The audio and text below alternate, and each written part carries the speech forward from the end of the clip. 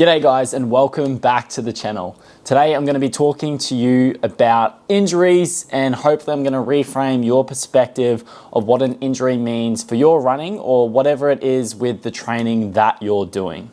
To deliver a little bit of context, over the past 3 to 4 months I've experienced some plantar fasciitis in my right foot. So this meant this was in the lead up to both the Gold Coast 30 and also the Gold Coast Marathon. Now, what I want to talk to you about today is how we can prevent these injuries when we're looking at our actual training and our training load management, which is where I've definitely made the error, and also how to approach that rehab process. One thing I want to get clear is that I'm not a physiotherapist. I'm not here to diagnose your injuries and tell you exactly what that rehab process looks like. I'm going to be talking to you from my own experience with injuries in the past and the present. I would show you my foot, but I have no shoes on, and for some people that might be a little bit weird. Anyway, without further ado, let's discuss how this injury developed over time, what I think I could have done better to avoid it, and what I'm doing now to make sure that I can get to my next running event in one piece, whilst also being able to manage the injury, if not get it better in the meantime. So one thing that I coach my clients on, and specifically my running clients, is the importance of balancing their training load. So when it comes to running, there's usually 2 types of training that you're doing. You've got your running training plan and you've got your strength training plan to support your running. However, if you're someone who likes to diversify with their exercise modalities, you may have 1 or 2 other things going on. For me, I also do a fair bit of yoga. Also, halfway through the year, I picked up a little bit of boxing and Muay Thai again, which does place a fair bit of demand on your feet, ankles, knees, and hips, which I need for running. So what happened in the lead up to the Gold Coast 30 was that I threw a couple of impromptu runs into the plan. One was on a Saturday evening where I'd already run 5K with the run club that morning, and I ended up running 15K that night at what I would call a tempo pace. So what happened after that, I can pretty much align that time frame around that 1 to 2 week period where I was actually peaking my volume for the 30K as well, and then doing these extra couple of impromptu runs with the onset of pain in both my left and my right foot, but the left seemed to have dissipated and then the right foot stuck around for a while. So I actually did the GC30, managed to get a PB for that event, but I remember the arch of my foot, specifically closer to the calcaneus, the heel bone, being very sore for 2 to 3 days. Now, over time in the lead up to the marathon prep, it wasn't actually too bad. It was sore, and towards the end of it, I started to notice it more and more. But again, this was due to me probably not taking the injury seriously enough. One of the best things I've heard from someone in the past is that you've really got to respect the injury. It's no longer a matter of just pushing through pain, depending on what sort of niggles that you're facing. But when we look at something like plantar fasciitis, or if someone's got an Achilles tendinopathy, any sort of muscle, tendon, ligament injury, or something like stress fractures occurring in the bone, you need to respect the injury. You can't just go in with the David Goggins mindset and say you're going to power through. It may show mental toughness, that you can tolerate pain, but it doesn't help the injury to get better. So in this lead up process was around the time that I actually started to integrate some more boxing and Muay Thai into my training, which I noticed had a little bit of an impact. I was feeling a couple more niggles here and there. So I started to become more due diligent with where I placed that in the week, and towards the end of the marathon prep, around that taper period, stopped doing boxing and Muay Thai, so I didn't tip the arch of my foot or my plantar fasciitis over the edge. So when we look at this training load management, what I'd actually heard from my physio, who I've gone to see about this issue and this rehab process from here on in, one of the ways that he describes load, or we can call it training stress to me in the instance of running, is either steps or speed. So when we look at our running, we can look at the amount of steps. So think where the most amount of steps is going to accrue, that's going to be on your long runs, right? And then if we look at speed, that's going to be when you're doing some speed work, some interval, some threshold work, whatever it may be, where you are running at higher paces. Now, if we look at the culmination of both of these things, if you're doing lots of steps and lots of fast running, that's going to be a recipe for disaster. Now, what happens is when we get an injury, each tissue in the body, muscle, tendon, ligament, bone, whatever it may be, has a certain ceiling, a certain failure point. So what we want to do when we're actually improving our fitness to perform at whatever event, maybe you're just running for the fun of it, but you want to see yourself get fast. If we want to improve performance, we want to push our body, we want to stress our body, we want to actually get these tissues in the body to adapt and to develop over time.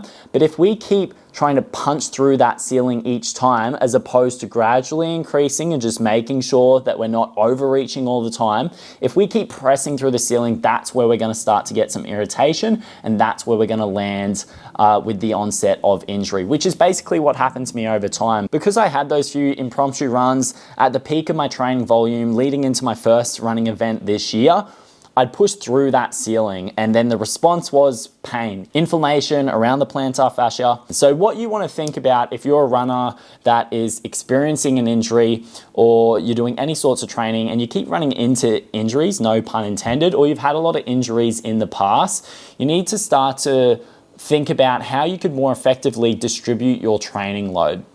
Does this mean that you have to reduce the amount of high intensity runs that you're doing where you're developing more speed?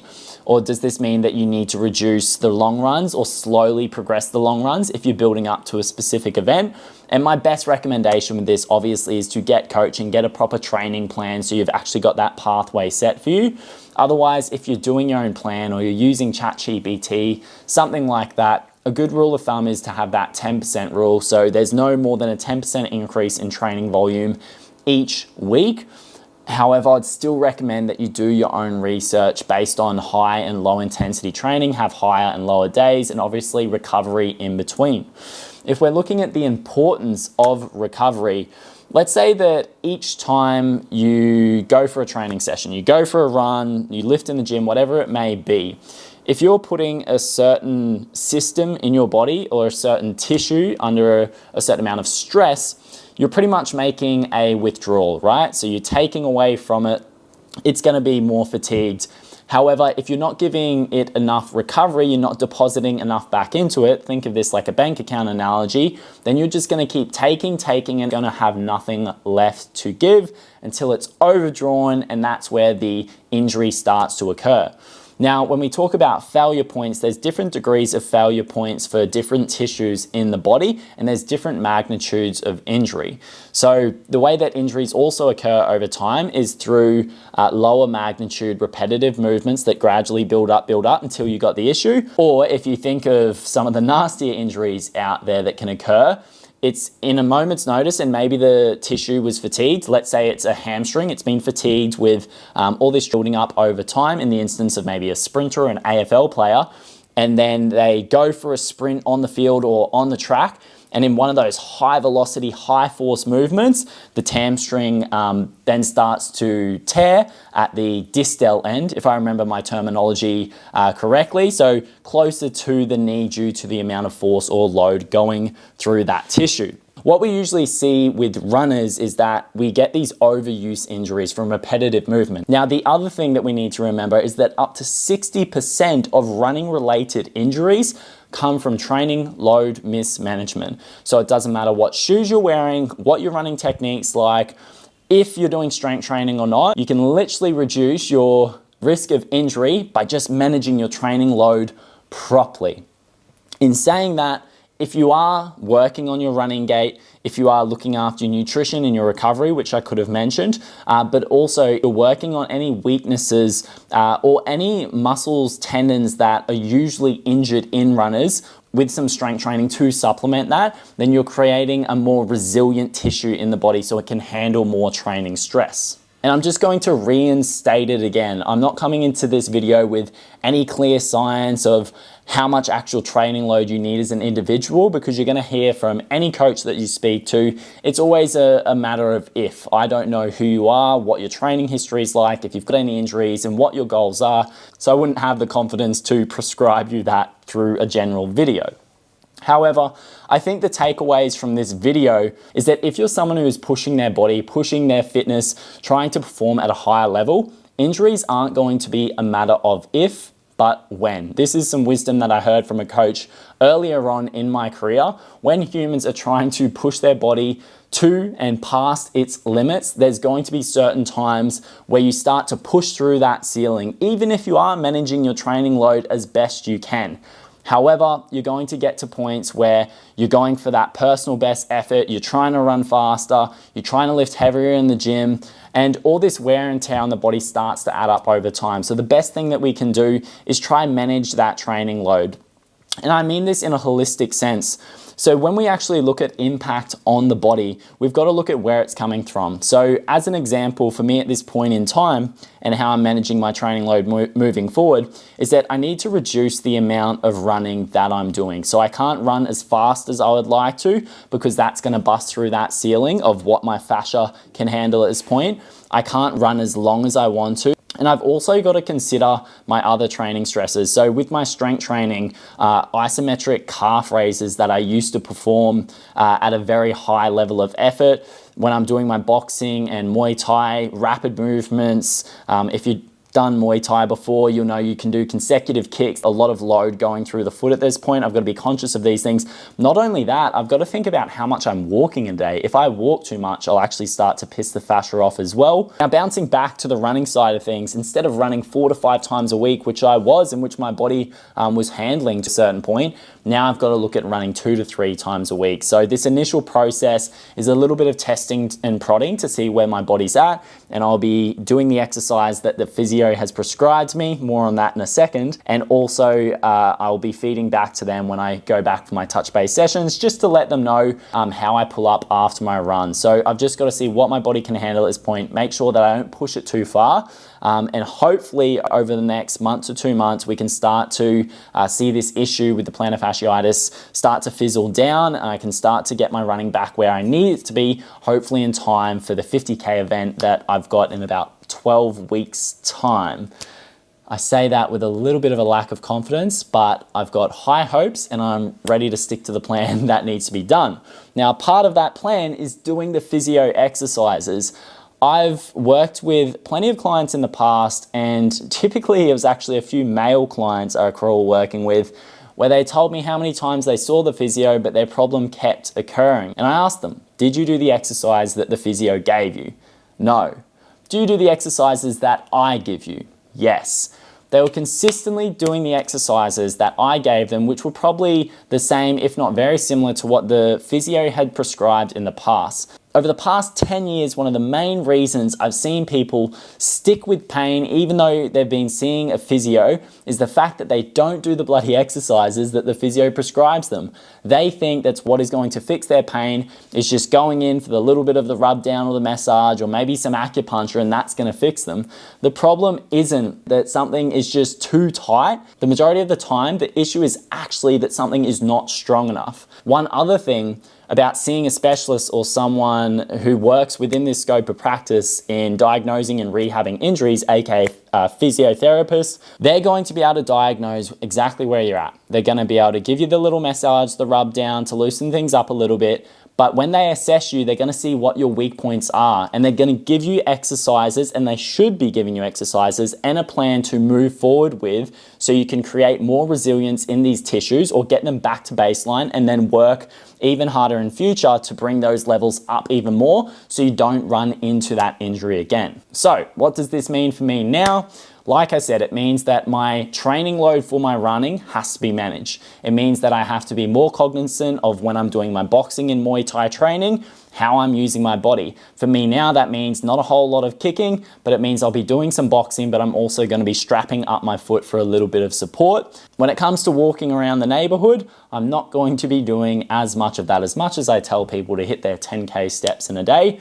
And also when it comes to my strength training, I'll be sticking to my usual plan. However, what I would usually do for my calf work has been regressed. So I've got to build up some strength and actually make some subtle changes to how I perform these exercises to help make them more effective. There's a few of those rehabby, prehabby style exercises thrown in the mix that nobody loves to do, but it's just a part of the process. If you're someone who is serious about performing better, like I am with getting my running to a higher level, this is just going to be a part of it. I'm not going to say that this will be my last injury that I experience, even though I would love to, but I know that I've worked through injuries in the past. I know that I need to manage my training load and that I need to get my weaker points stronger. Otherwise, I'm not going to be able to perform at my next event or perform as well in future. So if you're someone that's been putting off getting the injury seen to, getting it assessed, looking at a rehab process, or managing your training load more effectively, whether it's running or any other sport, jump into action. It's just one of those things you can't keep putting off if you expect yourself to perform at a higher level. Now that's enough out of me for today, guys. I hope the video today helped, maybe gave you a little bit of a perspective of what it's like experiencing injuries as a runner and what you should be doing to prevent them, but also move forward so you can get back to your ideal level of training and performance. If you've got any experiences, any injuries that are bothering you at the moment, I'm not here to help you solve them, but please share in the comments below any wins that you're having with your training or anything that's coming up with your running. I would love to hear back from you guys. If you are interested in getting some coaching, getting someone to help you manage your training plan, your nutrition, but also look at managing your mental well-being through modalities like breath work, journaling, and things that men just don't tend to do, feel free to apply for the Forge program below. Please give me some time to get the website up to date. I've been working on that behind the scenes, so you're going to get a better insight to what the Daily Discomfort, the company that I'm building, is about in service of men's performance and mental well-being. That's going to have some coaching available on there, as well as some group wellness events and services, as well as the Run Club community here in the heart of Brisbane. Until next time, guys, see ya.